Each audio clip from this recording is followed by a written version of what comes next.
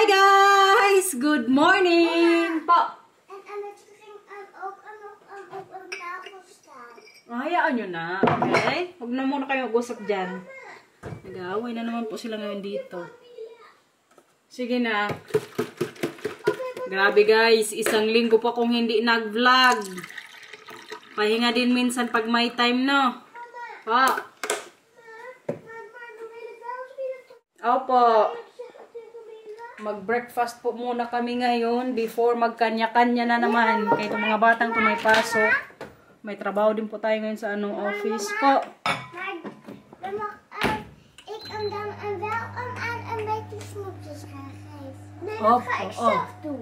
Good morning na, good morning. Kaya katagal natin hindi nag-vlog. Jij mag ook zelf snoepjes pakken toen je van Bram verjaardag en van mij een snoepje kreeg. Opo. Pero mag-usap lang ng maayos, okay? Huwag magalit sa isa't isa. Good morning, Nana. Mila. Good morning, guys. Gala tayo today sa school. Good morning ka, kuya? Hindi? Okay. Mag-prepare po ako ngayon ng baon ng mga bata. Hala, hindi na to pwede, kuya, ka may kulay na. Oh, sayang. Ito na lang baon niya. Ito na ka. Pwede pa yan. Opo. Huwag mag-away. Bibigyan ka niya ni kuya, okay? Oh, Diyos ko, Lord. Kaaga-aga na naman po nilang magsuntukan dito. Kuya, bigyan mo si Mila isa, okay? Hina. Matiro, akin na. Okay, suma. Bigyan mo si Mila, ha?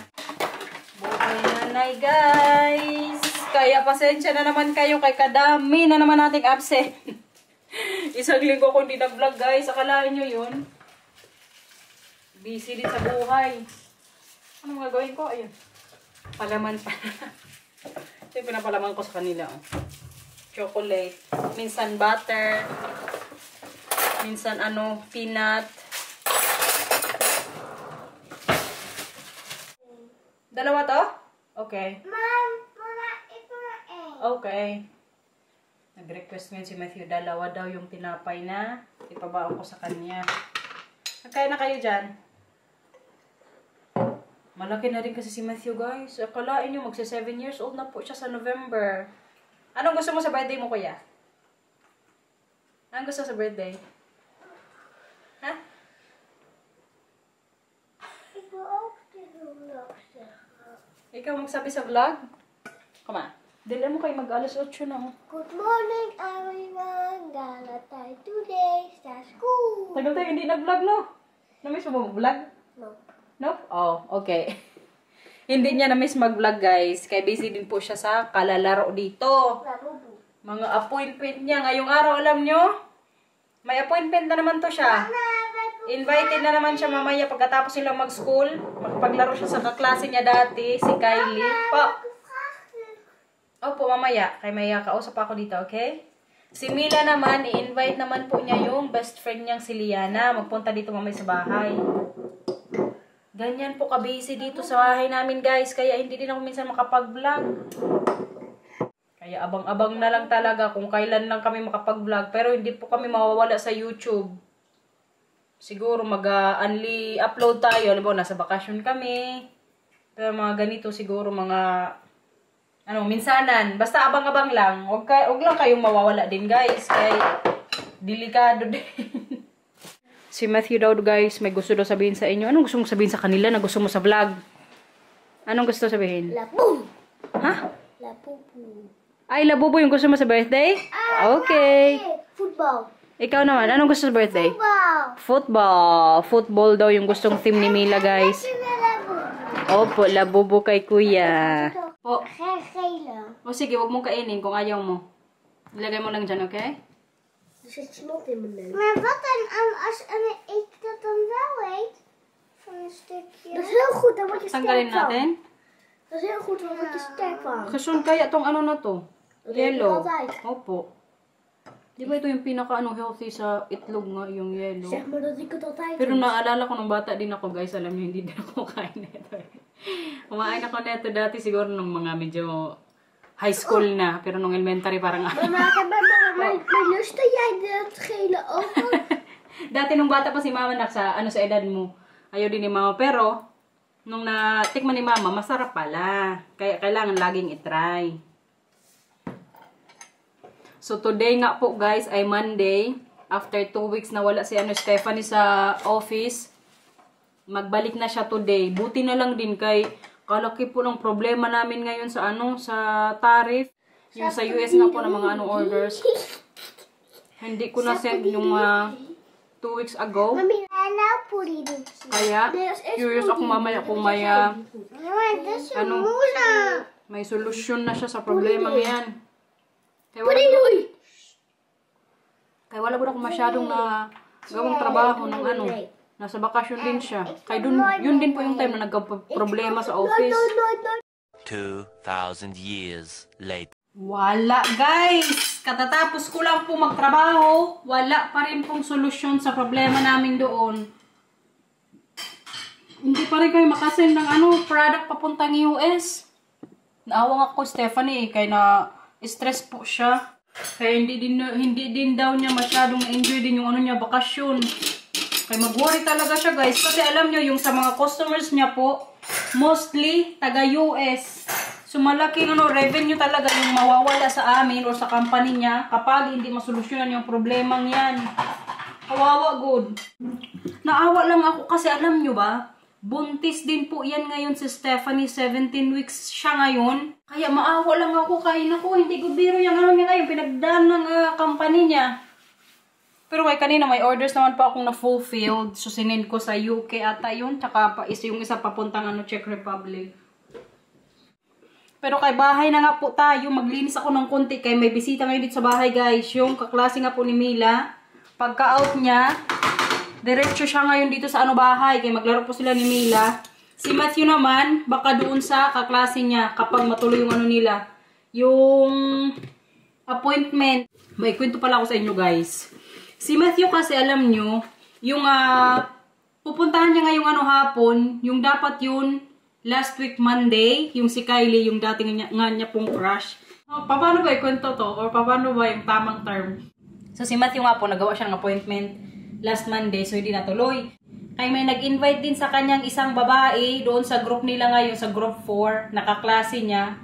Pumayag ang kuya. Nung na yun, araw na yun, may appointment na rin siya doon sa isa na hindi niya kaklase pero friend niya pa rin po kasi magkaibigan sila nung nag-group 3 yan si kuya. So ngayon po si Matthew group 4. Hiyay, kaya pagdating dito sa bahay, iba ang dinalang babae guys. Kaya pinagsabihan ko namin siya ni Marcel nung gabi na yun. Sabi namin sa kanya, Matthew, kapag may appointment kang ginawa, yan yung gagawin mo. Hindi, porket may ibang bata dyan, tatanungin mo kasi gusto mo rin makalaro.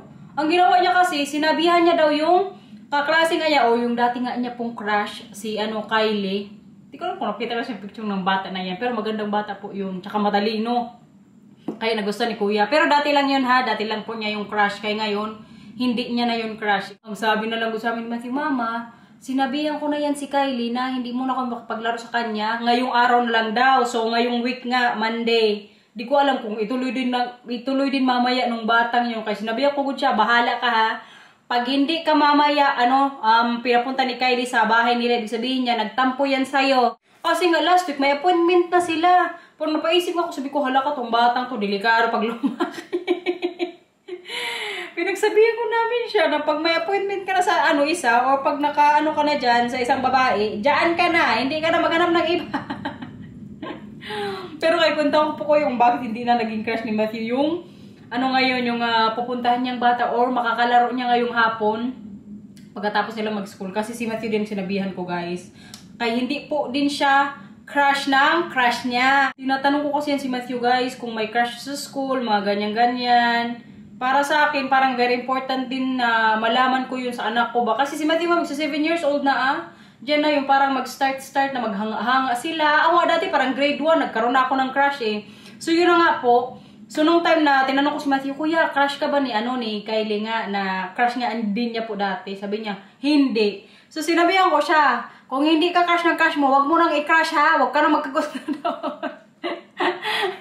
Ang kuya mo kay nakinig. Ang nangyari, hindi na daw niya ngayon crush yung batang yun. Buti na lang din. Maawa ko sa anak ko guys, kaya siya lang nagkakagusto. Maawa ko sa anak ko guys, kay Kailangan, mutual ang ano dapat, pakiramdaman. Kaya curious pa ako kung matuloy sila ngayon doon kay Kylie. Kapag hindi, baka nagtampo yung batang yung kay Matthew last week. Kayo ba naman, may appointment na kayo tapos may nakita lang ibang babae. Sumama na sa iba. Pasaway ito si kuya eh. Nag-grocery na naman ang aking Papa Bear, guys. Kadarating lang po nila si Mila. Tsaka yung best friend niya nandito na po sa bahay. Alam mo sila sa kwarto niya kaya naglalaro. Pinalaro ko muna sa taas kaya hindi ko sila mapalabas. Kay kalakas po ng hangin ngayon sa may garden namin. Kanina nga nung pauwi ako ng bisikleta. Kailangan ko good mag-stop. Kaya yung bisikleta ko sa sobrang lakas po ng hangin. Na din siya naduduso. Ang kadilim naman natin dito ko ilagay. Kaya andun po ngayon si Mila tsaka Liana sa taas. Pinalaro ko nga muna. Ang aking kuya, finally, nandun. Natuloy na sila sa appointment nila last week. Ngayon, andun siya kay Kylie. Malapit lang bahay ng batang yun eh. Mga lang siguro, 5 minutes lang yung kailangan namin lakarin. Kaya sa kabilang good luck, kung baga kanto, dyan yung bahay nila. Kaya si Matthew minsan, magsabihin sa akin, Mama, magpunta ako kay Kylie, hindi mo na kailangan samahan. Hindi ko siya palabasin mag-isa. Uy, katakot lang. Kamamay, may biglang manguha, no? Maglagay pala ako ng mga itlog ngayon dito, guys. Kay duck crust po kami sa itlog. Every morning kasi, nagluluto ako ng anim. Sabi pa ni Marcel kanina. Kaninang umaga, before ako magalis, sabi ko sa kanya, we need egg. Kay si Marcel nga po nag-grocery. Sabi pa niya kanina, kabibili ko lang last week 30 pieces din yun. Sabi ko, kinain natin yun. Kala siguro, tinatapon ko ng itlog. Pero kaya natawagan ako sa reaction niya, ha? 30 pesos yung binili ko last time. Kaya ganito nga po kadami yung binibili niya. Pero kaya nagluluto kasi nga ako everyday, 6 na piraso. Kasi si Matthew at Camila, gustong-gusto po nila lagi din sa umaga may itlog. Ako naman, 2 yung kinakain ko, so tag-isa sila. Tapos si Marcel, magkain din niya siya minsan. Naalala ko tuloy kanina yung ni Marcel reaction. Kulang na lang kung sabihin ko, tinatapon ko, tinatapon. Tingnan nyo ngayon guys, ayan, puno na naman po. Hindi po kasi pwede na walang dito sa bahay. Itlog, kay ito yung namin, pang emergency din. Lalong-lalo na pag ako lang mag-isa sa bahay. Minsan, ang inuulam ko lang po, itlog, iprito lang, or halimbawa may sardinas ako sa bahay, pwede na, good. Ito pala yung pang grocery ni Marcel, guys. Sana ako ngayong gabi maggulay. Yung gataan ko lang to tapos fried chicken. Naalala ko, may lasagna pa pala dito. Andyan yan sa ref. Yung tira yan kagahapon sa ginawa ni Marcel. Binigyan din po namin sila biyanan. So, siguro bukas na lang po. Tapos, may yogurt. Tinapay. Tinapay ulit, guys. Tapos, itong sausage, guys. Oh, alam nyo ba, nung dumating ako dito sa Netherlands, pag nag-grocery kami ni Marcel, pag nakikita ko ito, pag ganyan-ganyan na ako niya na, hello! Yung ginagawa ko mga laruan, tawa sa akin si Marcel eh. Pero tingnan nyo naman kung gaano kalaki ang sausage nila dito. Diba? Matataba, malulusog. At ang, pala to nila Mila tsaka Matthew para po sa drinks nila. Yung maglagay akong tubig tapos lagyan ko lang nito para medyo magtamis-tamis ng konti. Pero, 0 sugar po to siya. At ito, para sa namin minsan, cheese macaron.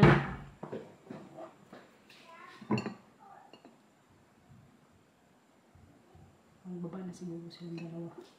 I-update ko pala kayo sa binigay po sa akin ni Bien ng mga halaman. Tingnan nyo to guys. Sa lakas po ng hangin, parang matumbagod to siya. Parang may storm nga ngayon eh. Tingnan yung mga puno dito oh. Ganyan po kalakas yung hangin dito. Ayan oh. Kita nyo yan? So yung halaman nga nabigay ni Bien, tingnan nyo guys, parang hindi good to siya mabuhay sa garden ko oh. Ito yung mga roses po na kinuha ko sa niya garden o binigay niya. Pero itong isa feeling ko buhay to. Kaya hindi siya very dry eh. Ito lang yung pinag-iisipan ko ba. Tapos itong isa din. Dito ko po kasi sa garden nilagay yung mga binigay na roses ni mama. Tapos yung isa doon sa mayan unahan. Ayan guys, rose din po ito siya oh. Ito feeling ko buhay yan. Kaya hindi din. Ito lang talaga oh. Very dry kasi pero kaya wag muna natin masyadong i-judge no. Maaga pa naman. Ilang araw pa lang yan dyan eh. Tapos yung climbing ni mama dito, rose din. Dito ko din nilagay guys. Puro roses po ito. Yung natapakan ni Mila na dito, medyo malaki na. Ayan oh. May tumubo na naman po ulit. Buti na lang kaya nabuhay talaga siya. Tapos ito nga yung bigay ni Binan. Para mag-ano to siya dyan, magkanap-kanap. Tapos pag magkaroon na ng ano, mga bulaklak, mas maganda na dito tingnan sa likuran. Yung nga lang, kay makaulang tong ano na to. Bahay-bahay nila Mati tsaka Numila. Pero kay okay lang good, oy. At least may ano na dyan, plant sa ano natin, no, likuran. Ayan guys, ang ating garden. Kadami na po mga halaman ko dito. Yung dito nga, oh. Ayan. Ano na to dito? Yung lupina ko, 1, 2, 3, 4, 5. Itong ano nga, oh. Parang mamatay din siya ba? Yung Japanese ano ko sa ano, likuran. 3. Ayan, oh. Makaano lang, happy sa pakiramdam kay kadami na pong mga halaman. Yung sa may front nga, pakita ko sa inyo. Kay malinis din po. Nalinis ko din kasi yung mga karang ano araw. Ayan nga yung sa garden natin, oh. Hindi na ako maglabas kay kalakas nga po ng hangin. Pero kaya na po yung binigay ni Bidang ano, mga halaman. Diyan ko na nilagay. Di ba kalinis? Nagtulong niya si Matthew tsaka Camila nung nilinis ko yung garden eh. Andito na ang aming kuya. May gusto daw siya sa inyong ipakita guys. Yan yung gusto niya ipakita. Oh. Nabungi na po si kuya. Unang teeth na natanggal. Ilabas. Wow! Ito yung lagayan ng ano, ng ngipin nga po na natanggal sa ano niya. Ngipin. Kuya, hindi ka nasaktan? Ano kasi ginawa mo kanina? Bakit natanggal? Ginanyan mo lang? Tapang naman ng bata na yan. Hindi ka umiyak. Oh, yeah? Ano sabi ng teacher mo kanina nung tinanggal mo yung teeth mo?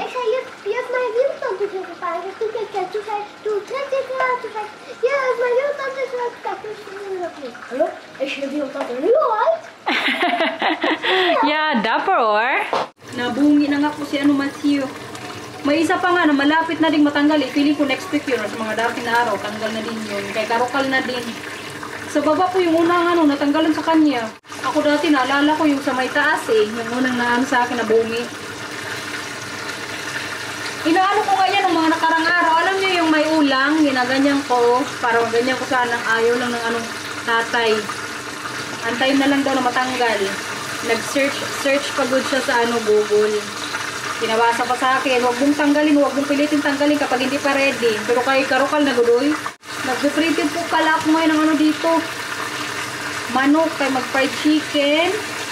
At saka, yung lasagna nga natira. Initing ko po ito ngayon, kaya ito yung dinner namin.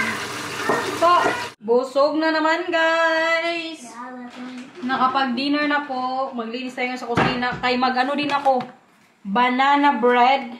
Yung saging po na hindi kinain ng mga bata. Sabi ko freezer ko kay para magawa ko pang ano, banana bread nga po. So yun ngayon yung gagawin ko kapag nalagay ko na mahugasin dito. Magtulong nga din to si Matthew eh. Hindi pa sila tapos kumain kaya nauna na ulit sa kusina kay para malinis din kaagad. Mamaya ka na lang magtulong sa ano, sa paggawa natin ng banana bread, okay? So, mag-bake na po tayo ngayon dito. Nahalo ko na pala guys. Si Matthew tsaka Camila hindi ko na pinatulong kay para mas mabilis. 5 ano to saging na frozen. Tapos dinifroze ko po. Tip kasi to sa akin dati ng kaibigan ko na pag magawa daw ng banana cake, ilagay sa ano freezer muna bago gawin.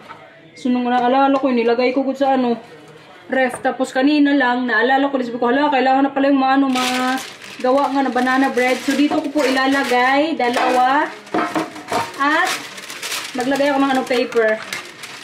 First time ko magano ngayon dito guys, bake sa bahay. Hindi po ako nagbe-bake eh, pero ang natapos ko alam nyo, tinapos ko po sa pag-aaral, BSHE, Home Economics, about sa baking yun. Pero hindi po ako mahilig mag-bake.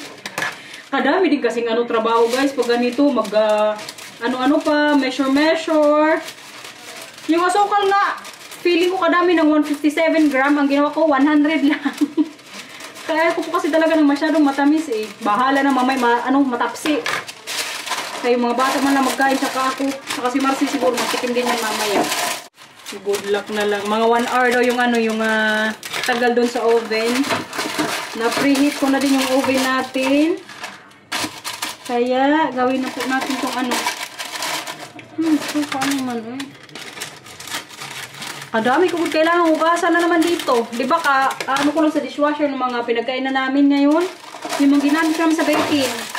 O pag-bake. Ready na to. Pero kayo parang kaganda ko ng itsura nyo. Ang wala lang ako yung brown sugar. So yung ginamit ko po is white. Oh, bango. Ayan guys. Tapos 190 daw na ano yun, harina. So nilagyan ko din. Pero feeling ko masarap to. Sana lang. Lagay na nga natin.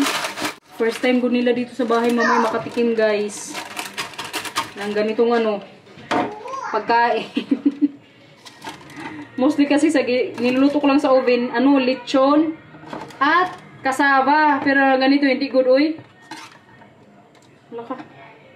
Parang kailangan ko ng spatula.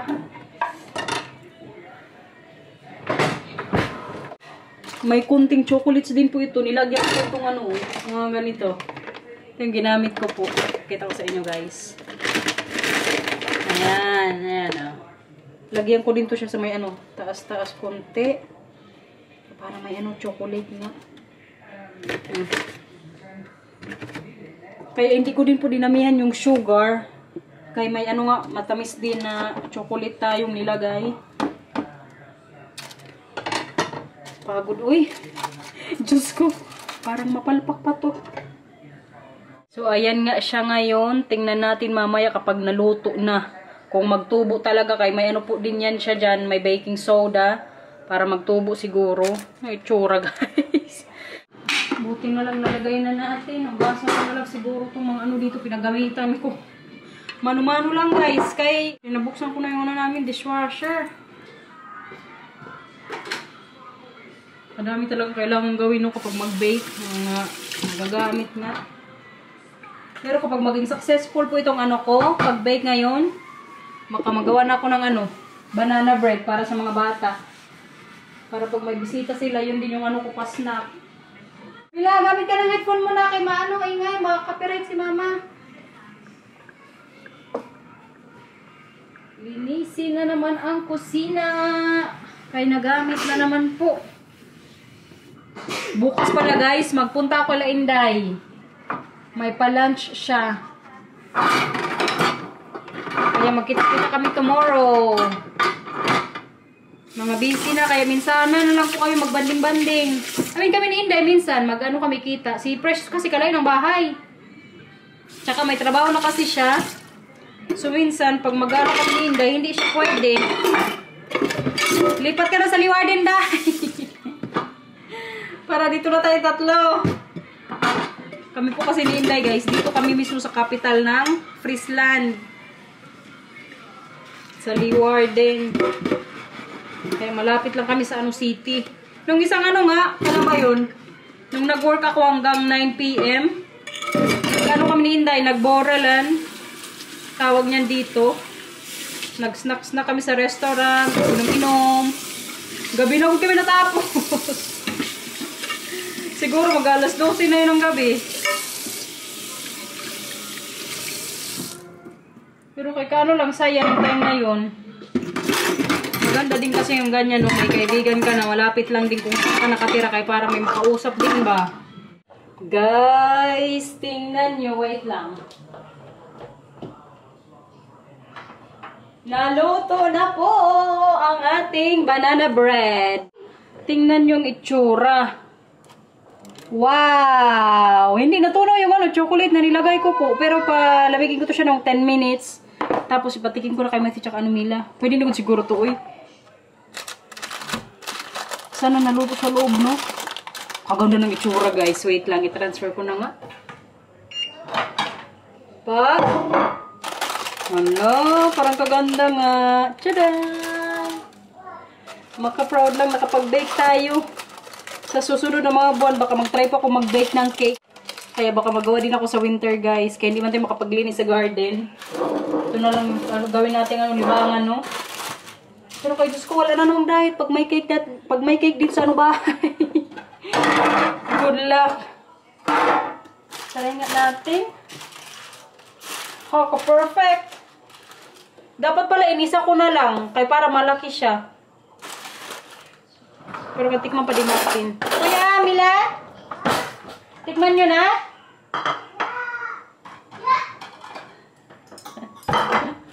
Excited yung dalawang tikim. So Sige, maya-maya kayo. Medyo mainit pa konti, okay? Wow. Kaganda ng itsura, guys. I love it. Pero kahit medyo ano pa siya, basa-basa. Siguro kailangan palamigin nga muna konti. Kita nyo yan? Kabangugod. Tikman nga natin kung sino sa ginagawa ng ano, kaibigan ko.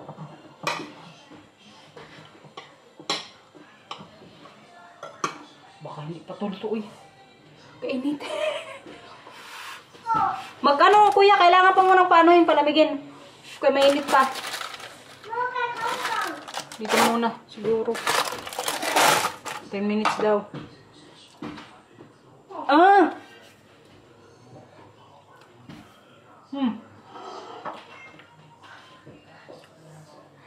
Sarap siya, guys. Pero parang ano siya, masyadong ma-moist. Pero ito din yung gusto ko medyo ma-moist na ano, cake. Ayaw ko nang masyadong dry. Sigurado ako pag natikman tumamay ni Matito Camila, approve.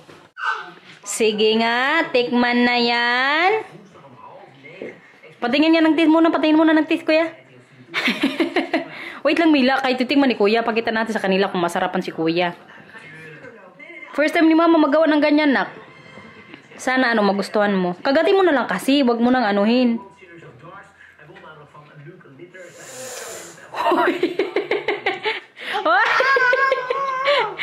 Ka-OA, parang si Inday lang din to magtikim. Day, may nagmano na sa'yo, Day. Kagatin mo na lang, kuya. Parang fudgy bar, good yung itsura ng ano natin, banana cake. Mainit, kuya? And? Yummy? Mana nga to kay Inday, guys. Halo, abilis naman kumain ng kuya na yan. Ikaw, nasarapan ka din. Sige nga, patikim mo ulit. Patingin. Magtikim ka ng ano. Yung chocolate lang kinakain mo. Tikman mo, tapos tingin ka dito kung masarapan ikaw. And? Yummy? Normal lang yung reaction ni Mila, guys. Pero masarap po talaga siya, promise. I love it. I love it. Water? Water? Okay. Order ng tubig na uhaw. Sakto lang yung nilagay kong sugar. Buti na lang, hindi masyadong matamis. Parang gusto nga bukas talaga si Nathan Di ko alam kung pwede kay Inday. Message ko nga yun kung mabusta ni Nathan. Pero maya din ako, guys. Kaya baka mamaya hindi masarap. Wag na nga lang. Bedtime, guys. End na po namin yung vlog. Mila, tama. Please like and subscribe. Bye-bye. Thanks for watching, everyone. And Apple, bye-bye. And perfectos. Si Kuya naman. Kuya. Si Kuya naman. Kuya. Itong isa, katatapos lang mag-toothbrush. Alam nyo, yung natanggal pong ngipin sa kanya, tinoothbrush niya din, guys. Kinuskos. Please like and subscribe. Bye-bye. Thank you for Mila. Mila. Si Matthew na. Tama, ikaw na. Please like and subscribe. Bye-bye. Thank you for watching, everyone. Ingat po. Bye-bye. Perfectos. I love you very much. And Mama. And Bungal. Mama. Bye-bye po. Yay!